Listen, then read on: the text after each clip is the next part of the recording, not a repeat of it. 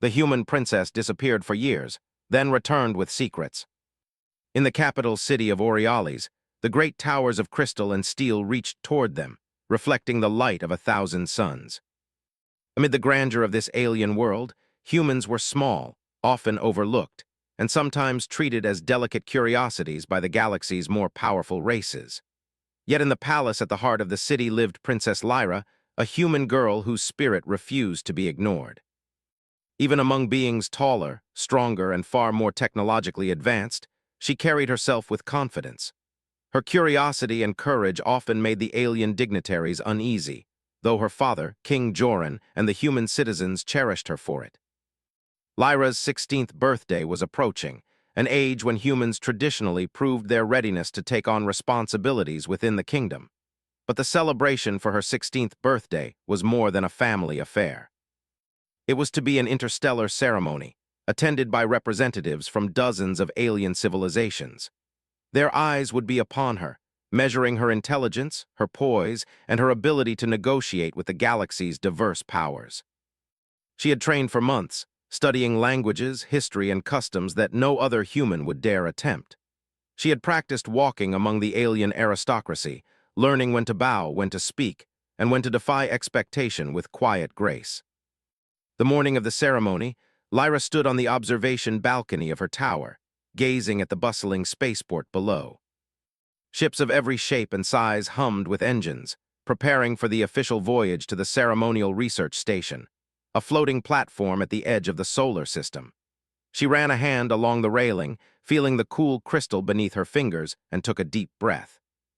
Today would be a day she would never forget. Her younger brother, Jalen, bounded onto the balcony, his small frame brimming with excitement. "Lyra, are you ready?" he asked, nearly bouncing with energy.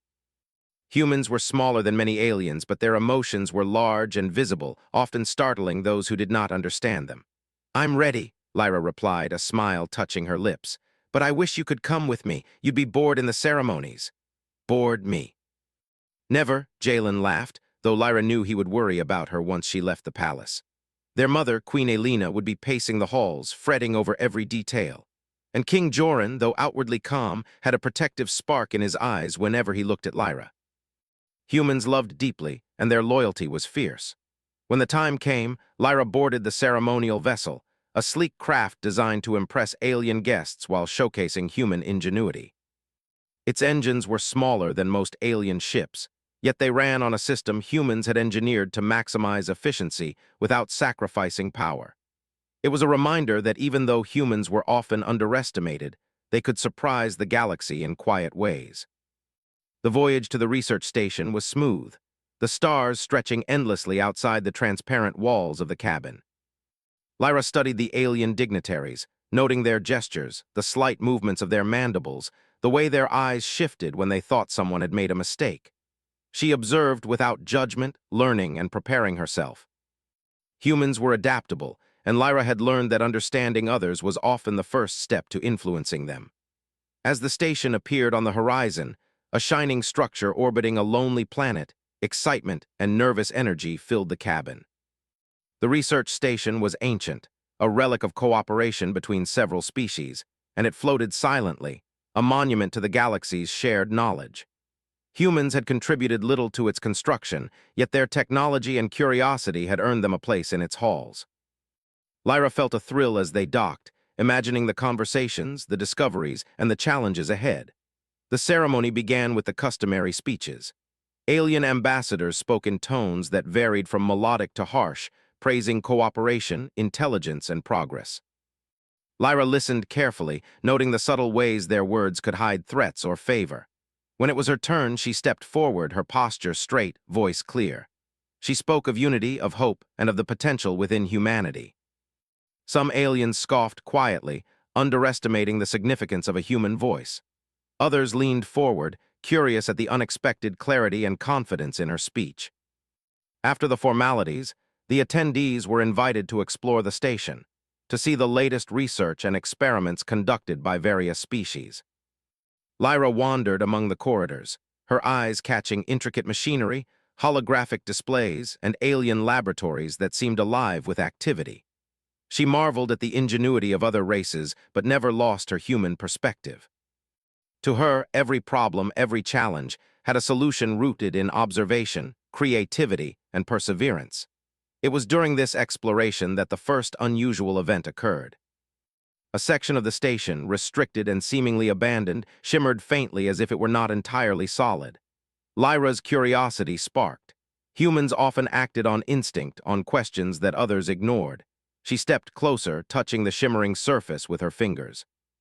A sudden vibration ran through the floor, and before anyone could react, the space seemed to ripple around her. Light bent, walls shifted, and Lyra felt herself pulled into a corridor that did not exist moments before. The station's alarms began to sound, faint at first, then rising in urgency. Alien guards rushed toward the area, their movements precise, but the corridor she had entered had vanished. In its place, there was only the smooth wall of an empty room. They found no trace of her, no evidence of where she had gone. Panic rippled through the station. Humans feared for her safety, and alien officials speculated wildly. Some suggested she had been kidnapped. Others whispered of experimental technology gone wrong. Back at the capital, King Joran's expression remained stoic, but his eyes betrayed his fear. He trusted Lyra's intelligence and strength, yet he feared for her life. The human citizens, though small in number, rallied quietly. Teams of human engineers and explorers scoured communications and navigational records. They did not panic. Humans were persistent. Humans were adaptable. Somewhere, Lyra was alive, and they would find her. Days turned into weeks and then months. Rumors spread across the galaxy. Some claimed that Lyra had been taken by an alien species for study. Others suggested she had discovered a hidden dimension or an ancient relic within the station. The humans held on to hope, refusing to believe that she was gone forever. Their persistence became a quiet legend whispered among the stars. The humans would not give up on one of their own, no matter the odds. Inside the unknown corridor, Lyra struggled to understand her surroundings. The space seemed alive, constantly shifting, with walls that reflected her thoughts and lights that pulsed in rhythm with her heartbeat. It was as if the station itself were testing her, trying to measure her intelligence, courage, and adaptability. She realized quickly that survival would not come from strength alone, but from her ability to think, to solve problems, to anticipate and react in ways no alien had considered. Lyra remembered her training, her studies of alien languages, and her observations of alien behavior. She used her human ingenuity to interact with the strange technology, learning its patterns, predicting its changes, and eventually manipulating it to create openings and safe paths. Each step was exhausting, but her determination never wavered. She had always known that humans could thrive where others failed. Her situation proved it beyond doubt. Meanwhile, far from the station, humans continued to investigate. They analyzed old transmissions, explored nearby star systems, and collaborated with sympathetic aliens. Each discovery added to their knowledge and confidence. They learned to read alien communications more effectively, to recognize patterns others missed, and to exploit opportunities that larger, stronger races ignored. Lyra's disappearance had united them in a way no celebration could. Humans, underestimated though they were quietly preparing for a moment when their ingenuity would shine brighter than any star. Months turned into years. Lyra adapted to her new environment with remarkable speed. She deciphered alien technology, learned alien languages that no human had mastered, and began to see patterns in the galaxy that others had overlooked. Every obstacle became a puzzle, every challenge an opportunity. And through it all, her thoughts always returned to her home, to her family, and to the humans who refused to abandon her. The galaxy moved on, but the memory of Princess Lyra remained vivid in the minds of humans and aliens alike. Her disappearance became a story of mystery and speculation. Some called it a tragedy, others whispered of heroism and the untapped potential of humanity. And somewhere in the vast reaches of space, Lyra continued her journey, learning secrets that would one day change the fate of the human kingdom, and perhaps the galaxy itself. Even as stars shifted and centuries-old civilizations watched in silence, one truth remained clear. Humans, small but clever, resilient and fearless, would never be underestimated again. And Princess Lyra, the girl who vanished on her 16th birthday, was only beginning to reveal the extraordinary power that lay within her. The return of Princess Lyra was sudden and astonishing. No one had seen her for years, yet now, there she was, orbiting the capital city in a ship unlike any the kingdom had ever seen. Its surface shimmered with a strange metallic glow that seemed to move like liquid light, and its engines hummed with a quiet, powerful rhythm that defied the usual laws of physics. Human engineers examined the ship from the spaceport, their eyes widening in disbelief. This was technology far beyond anything humans had ever created, yet somehow Lyra had mastered it. The news spread quickly across Orioles and the surrounding star systems. Alien diplomats who had once scoffed at the human princess now regarded her with caution and curiosity. Messages poured in from other civilizations, some congratulatory, some wary, and some openly suspicious. Lyra's return was no longer just a human matter. It had become a galactic event. Lyra stepped out of her ship, her presence commanding attention without the need for ceremony. She had changed in the years since her disappearance. Her hair, once a soft chestnut, now held streaks of silver that shimmered under the sun's light. Her eyes, sharp and observant, seemed to see through the layers of deception and pretense that most alien diplomats relied upon. Yet her smile remained warm and familiar to those humans who had longed for her return. Her first appearance on the observation deck of the Capitol drew a crowd of humans and aliens alike. The humans cheered quietly, a subtle display of pride, while the aliens watched with a mixture of fascination and suspicion. King Joran, his face calm though his heart raced, stepped forward to meet her. When their eyes met, he could see that she had grown stronger, wiser, and yet still remained the daughter he had cherished. "Lyra," he said, his voice steady, "you are safe. That is all that matters." Lyra smiled faintly. "I am safe, father. But there are things you must know, things that cannot wait." The announcement left everyone in a quiet tension. Aliens whispered among themselves, curious and cautious. Humans leaned in, sensing that their princess held knowledge that could change the course of the kingdom. That night, in the private chamber of the royal palace, Lyra explained her journey to her family. She spoke of the strange corridor in the research station that had pulled her into an unknown dimension, of the alien collective that had captured her, and of the experiments they conducted to understand her mind and her species. She described the ways she had learned to manipulate the alien technology, to communicate with beings far different from herself, and to survive in environments that no human had ever endured. Her father listened quietly, absorbing every detail. Her mother's hand rested on her shoulder, a gesture of comfort and pride. Jalen, now taller and more confident than when she had last seen him, stared in amazement. Humans had endured countless trials, but what Lyra had survived seemed beyond imagination. "They underestimated us," Lyra said softly. "They thought humans were fragile, unremarkable, predictable. I've learned that our greatest strength is our ability to adapt, to think, to surprise. We are underestimated because no one expects us to rise so far beyond what they imagine." Her words resonated deeply with the humans around her. They had always known that their species was underestimated, but hearing it from Lyra, who had lived among the galaxy's most advanced beings, filled them with a quiet, determined pride. In the days that followed, Lyra worked closely with human scientists, engineers, and strategists. She shared her knowledge of alien technology, teaching them to understand systems that had once seemed impossible. Her lessons were not easy, but humans were persistent. They asked questions, experimented, failed, and tried again. Slowly, they began to master techniques that even some alien races struggled to comprehend. Lyra also began to meet with the alien diplomats who had been present at her disappearance. Some were skeptical, accusing her of deception. Others were genuinely curious, hoping to learn the secrets she had uncovered. Lyra did not answer every question. She knew that some knowledge was too dangerous to share freely, and she trusted only a few to handle the truth. Despite the uncertainty, humans were inspired. Lyra's return had rekindled a sense of unity and purpose.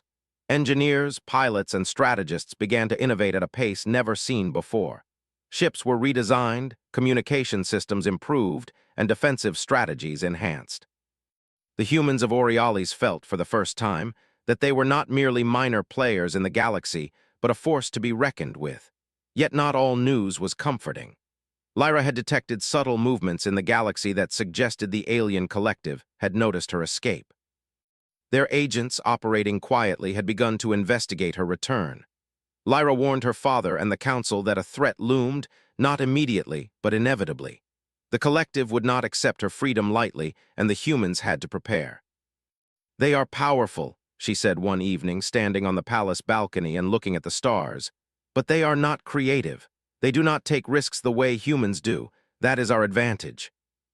We must be ready not by imitating them, but by trusting our instincts, our courage, and our ingenuity." Her words were both a warning and an encouragement. Humans had always faced dangers that seemed impossible, yet they had survived and thrived by relying on qualities that no other species possessed. Lyra's message was clear. The galaxy would challenge them, but humanity could rise to meet the challenge in ways no one expected. The weeks passed quickly, and Lyra continued to instruct and guide. She oversaw training exercises that pushed human pilots to their limits, challenging them to think creatively in simulations of impossible scenarios. Scientists were tasked with developing new technologies that leveraged human intuition rather than brute strength.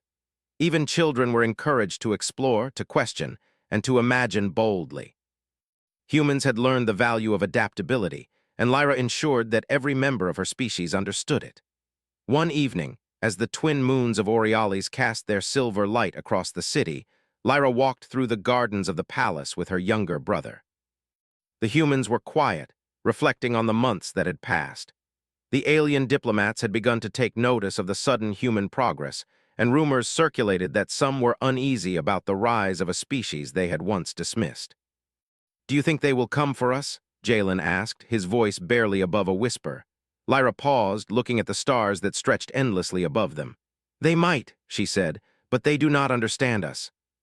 They do not see that our strength is not just in technology or power.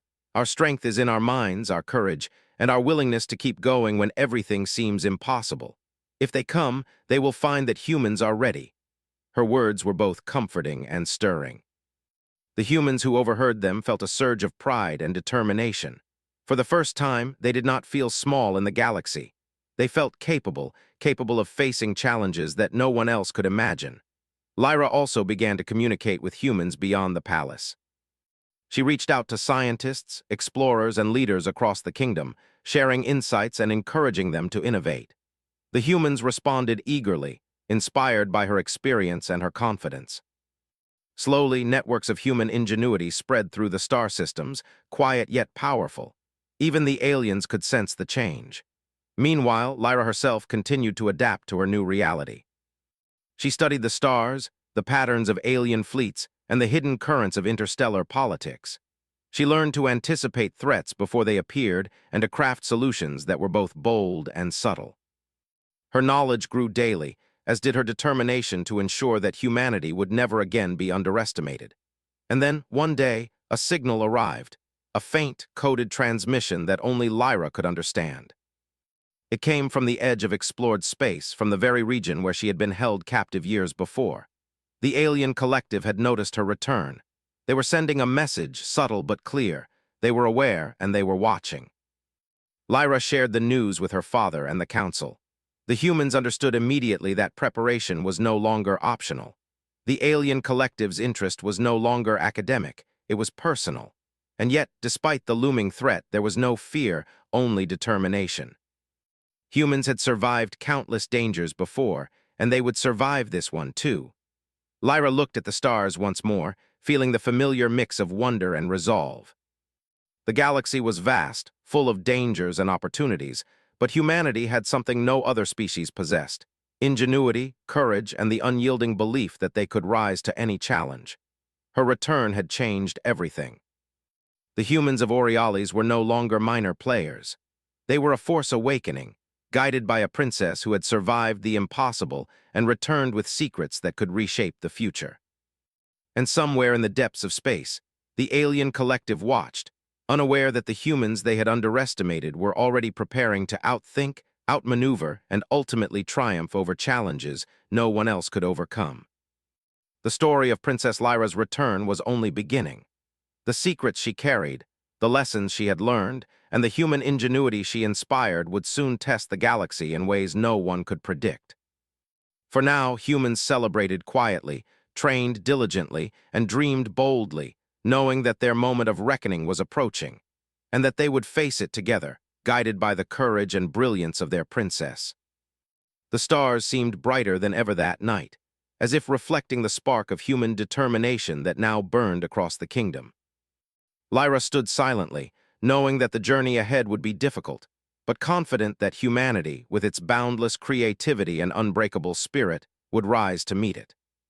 And when the galaxy finally realized the power of underestimated humans, it would be too late to stop them. The secret chamber of the palace was quiet, lit only by the soft glow of suspended lights that cast long shadows across the walls. Princess Lyra had invited a small group of trusted humans, scientists, engineers, and military leaders, into the room. Here, away from alien eyes and prying ears, she would share the knowledge that had allowed her to survive years in captivity and turn the alien collective's experiments into her advantage. She began with a story of her first days after being pulled into the corridor of the research station. The walls had shifted like liquid, and lights had pulsed in strange rhythms, responding in ways she could not understand at first. She was alone, with no one to help her, surrounded by alien technology far beyond human comprehension.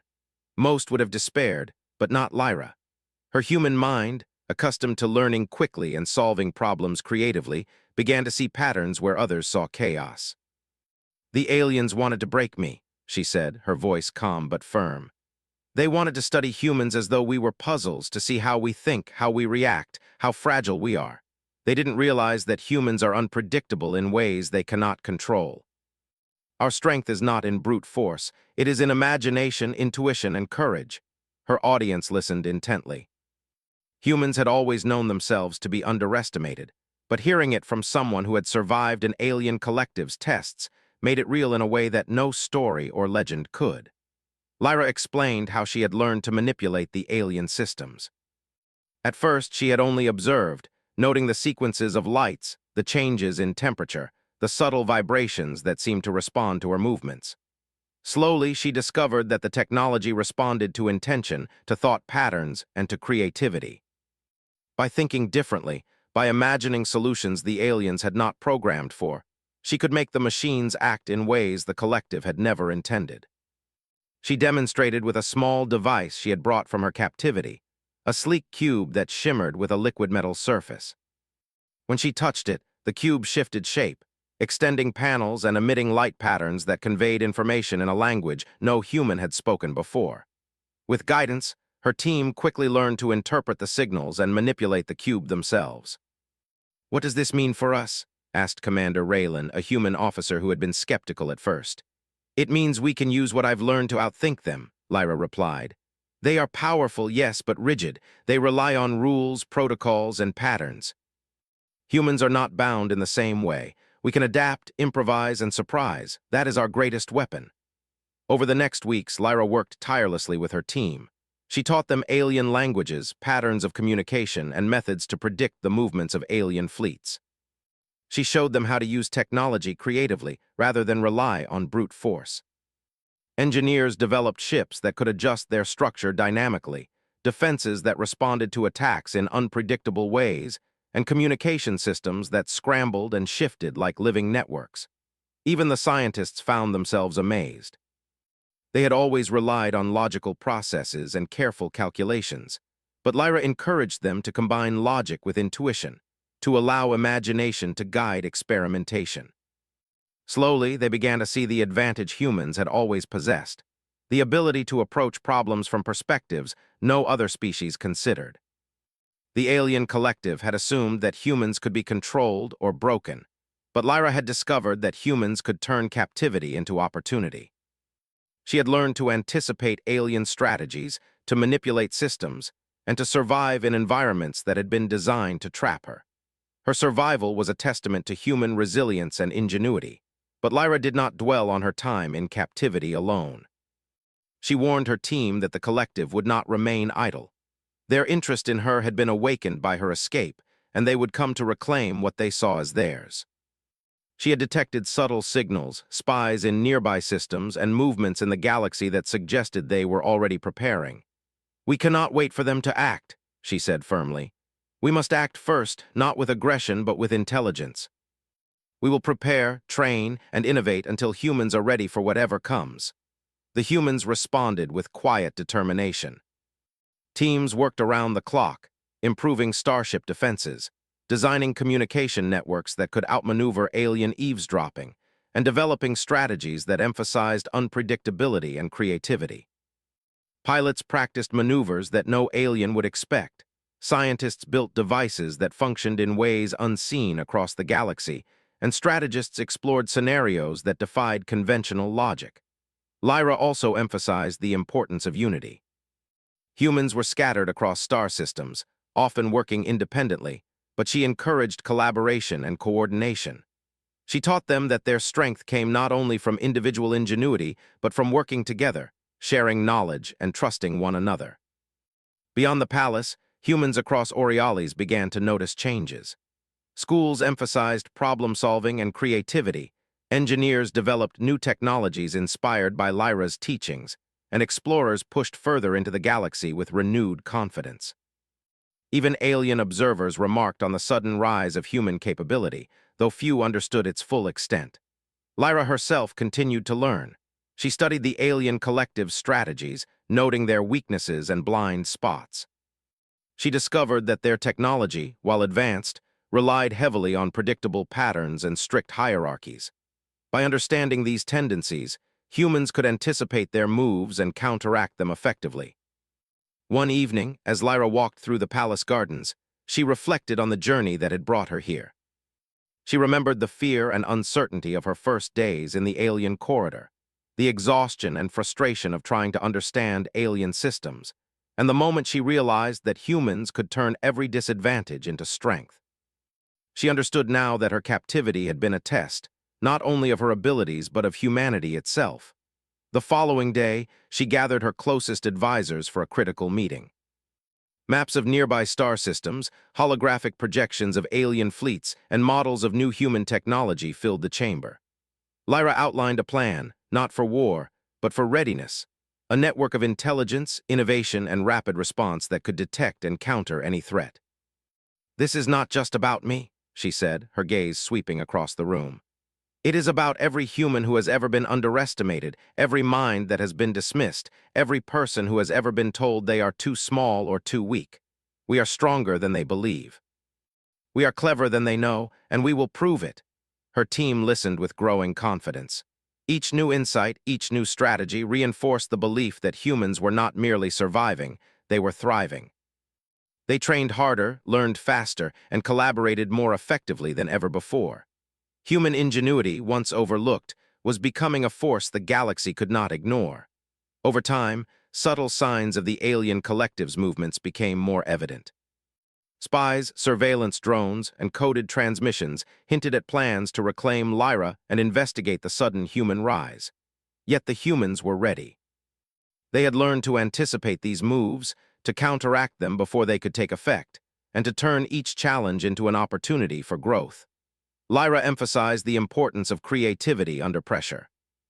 Exercises involved simulated attacks where no single strategy worked consistently, forcing humans to adapt in real time. Engineers developed systems that learned from failures and adjusted accordingly. Pilots practiced maneuvers that no conventional tactics could predict. Strategists considered scenarios that even alien minds might find impossible. As the weeks passed, the human kingdom grew stronger, not just in technology, but in confidence and unity. Humans were no longer the underestimated species they had once been. They had transformed into a community of thinkers, problem solvers, and innovators who could face the galaxy on equal footing with any race. Lyra herself became a symbol of this transformation. Her story, once a tale of disappearance and uncertainty, now represented hope, resilience, and the extraordinary potential of humanity. Her courage inspired humans across star systems to embrace their creativity, trust their instincts, and work together to overcome challenges that no one else could imagine. And yet, the shadow of the alien collective loomed. They had observed every move, analyzed every strategy, and were preparing for the moment they could act.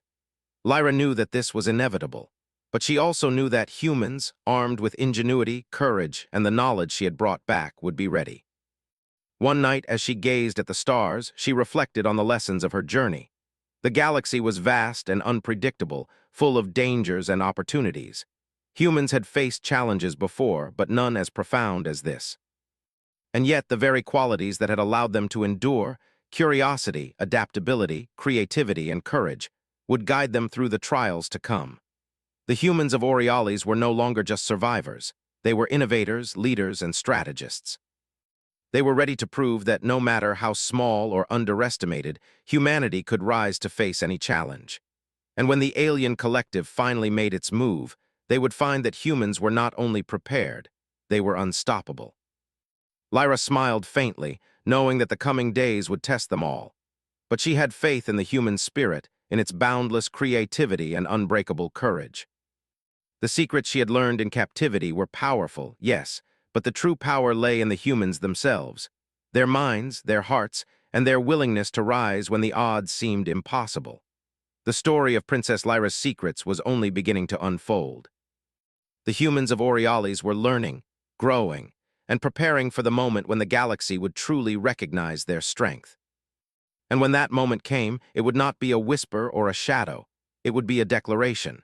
Humanity was a force that could never be underestimated, and Princess Lyra had shown them the way. The galaxy had shifted in subtle ways since Princess Lyra's return. The humans of Orioles were no longer the underestimated minority they had once been. They had learned, adapted, and innovated under Lyra's guidance, creating systems and strategies that no alien species could have predicted. Yet even as the humans celebrated their quiet rise, a shadow loomed on the edge of known space. The alien collective that had once captured Lyra now moved with deliberate caution, gathering fleets, spies, and intelligence. The warning signals had been faint at first, barely perceptible in the hum of galactic communications. But Lyra had noticed them immediately. She had spent years studying patterns, learning to anticipate alien behavior in ways that others could not. "They are coming," she told the council, her voice steady, her eyes sharp. "But they do not understand humans. They do not see that our strength is in unpredictability, in creativity, in courage. That is our advantage, and we will use it." The humans listened intently, absorbing every detail. Ships were readied, communication networks fortified, and tactical plans developed that emphasized flexibility rather than brute force. Lyra had taught them to expect the unexpected, to turn every challenge into an opportunity, and now her lessons would be tested. For weeks, scouts and intelligence operatives tracked the movements of the alien fleet. The humans discovered that the collective had underestimated their technological progress. Their spies had reported ordinary ships, unaware that behind the unassuming designs were vessels capable of adaptive defense, rapid reconfiguration, and stealth maneuvers that no alien protocol could anticipate. On the eve of the confrontation, Lyra gathered her closest leaders in the war room. Holographic displays filled the room, showing star systems, fleet positions, and tactical options. Her plan was not to attack outright, but to use human ingenuity to turn the collective's strengths against them. "They rely on predictability," she explained. "Their fleets follow strict protocols. Their communications are coded but rigid. They believe intelligence comes from size and speed, but they forget that creativity and adaptability are far more dangerous. Our task is to make them face choices they cannot calculate, paths they cannot control, and outcomes they cannot predict." Commander Raylan, standing at her side, nodded. "We've trained for this, Lyra. Our pilots, engineers, and scientists are ready. The humans are ready." Lyra smiled faintly. "Good. Remember, our strength is in thinking differently. Every human aboard these ships is a strategist, a problem solver, and a fighter. We win because we are unpredictable." The alien fleet appeared on the sensors just beyond the outer rim of the human systems. Thousands of ships moved with precision, engines glowing bright against the blackness of space. At first glance, it was an overwhelming force, and any observer might have assumed the humans were doomed. But Lyra and her commanders had anticipated every move. The humans initiated their plan with subtle maneuvers. Scouts slipped between asteroids, sending false signals and creating confusion. Ships adapted their configurations in real time, changing size, shape, and function to confuse alien sensors. Communication networks scrambled messages, creating phantom fleets in the collective's minds. Each move forced the alien commanders to hesitate, to reconsider, to make mistakes. Lyra led from the front, piloting one of the advanced human ships herself. Her ship moved with a fluid grace, weaving through asteroid fields and using the terrain of space as both shield and weapon. She had taught her pilots to trust intuition and creativity, and now they executed maneuvers no conventional tactics could predict. As the battle unfolded, humans discovered new ways to exploit alien technology. They intercepted signals, reprogrammed drones, and used adaptive energy fields to neutralize weapons. Every failure became a lesson, every surprise an advantage. The alien collective, despite its size and power, struggled to respond to the humans' ingenuity. Lyra's eyes scanned the holographic displays, noting patterns and gaps in the enemy's formations. "Focus on the smaller units," she instructed. "They are rigid. They will fall into traps we set. Do not engage the largest ships directly. Use diversion, unpredictability, and adaptability. Lead them into mistakes." Her commanders executed flawlessly. Fleets split, regrouped, and feinted in patterns that bewildered the collective. Human engineers remotely altered ship functions mid-flight, allowing vessels to perform maneuvers that seemed impossible.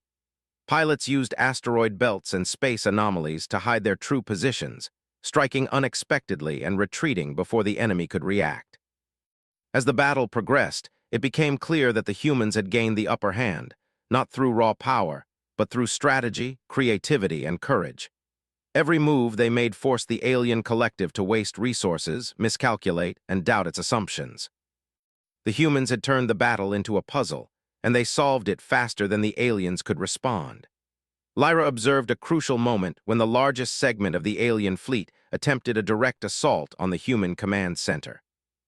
Anticipating this, she had prepared a diversion, a fleet of adaptive decoys, shimmering with light and shifting shape, leading the aliens away from the real ships. The deception worked perfectly. Alien commanders followed the decoys, wasting critical time and energy, while the human fleet reorganized and struck at key points of vulnerability. By the time the alien collective realized the deception, the humans had already gained control of critical positions. Ships were disabled, communications disrupted, and the once feared fleet began to retreat in disorder. Humans had turned the tide without a single act of reckless aggression. They had relied entirely on strategy, creativity, and adaptability, the very traits that the aliens had overlooked. On the surface of Orioles, citizens watched the battle unfold through transmissions. They cheered quietly but proudly, understanding that their species had just demonstrated its true potential. Lyra had not only returned, she had led humanity to a triumph that would be remembered for generations. As the last alien ships vanished into the distance, Lyra guided her fleet back to the capital. Repairs were made swiftly, and the human fleet regrouped, stronger and more confident than before. Lyra addressed the humans from the observation balcony, her voice carrying across the city and into the hearts of every citizen. "Today, we have shown that humans are more than underestimated," she said. "We have proven that courage, ingenuity, and creativity can overcome even the greatest power. We do not rely solely on strength, but on our minds, our hearts, and our unity. The galaxy may have doubted us, but no longer. Humanity will always rise, even when the odds seem impossible." Her words resonated across the kingdom. Humans felt a surge of pride and hope. For the first time, they truly understood the power of their own potential. The lessons Lyra had shared, the strategies they had practiced, and the creativity they had cultivated had brought them victory. In the weeks that followed, humans strengthened their networks, rebuilt damaged ships, and refined their technology. Scientists continued to study the alien systems Lyra had brought knowledge of, discovering even more ways to innovate. Pilots and strategists trained relentlessly, ensuring that humanity would be prepared for any future threats. Lyra herself became a symbol not only of survival, but of leadership, intelligence, and the extraordinary potential within every human. Her story inspired generations to come, teaching that even in the darkest circumstances, perseverance, creativity, and courage could overcome challenges that seemed insurmountable. As she looked out over the stars one evening, Lyra reflected on the journey that had brought her here. She had been captured, tested, and underestimated. She had survived, learned, and returned. And now, humanity had proven that it was a force to be reckoned with. capable of triumph through cleverness, adaptability, and unity. The galaxy had witnessed the rise of humans, and the alien collective, humbled and defeated, had learned a lesson that would echo through the stars. No species should ever underestimate the ingenuity, courage, and determination of humanity. Lyra smiled, knowing that challenges would come again, but confident that humans were ready. They had learned to think differently, act boldly, and trust in their own abilities. And as long as they did, no threat, no matter how powerful, could ever stop them. The humans of Orioles celebrated quietly, not just for the victory, but for the realization of their own potential. Lyra had returned with secrets, yes, but the true power had always been within humanity itself. Their creativity, unity, and courage were limitless, and now the galaxy had no choice but to recognize it. Princess Lyra had vanished once, only to return with knowledge and strength beyond imagination. Now she stood at the forefront of a human kingdom that had risen to meet the stars with confidence, innovation, and courage. Humanity had proven itself capable, resilient, and clever, ready to face any challenge that the galaxy might throw its way. The stars above seemed brighter, reflecting the spark of human determination that now burned across the kingdom. Lyra knew that the journey was far from over, but one truth remained clear. Humanity had arrived, and the galaxy would never underestimate them again. The human princess disappeared for years, then returned with secrets.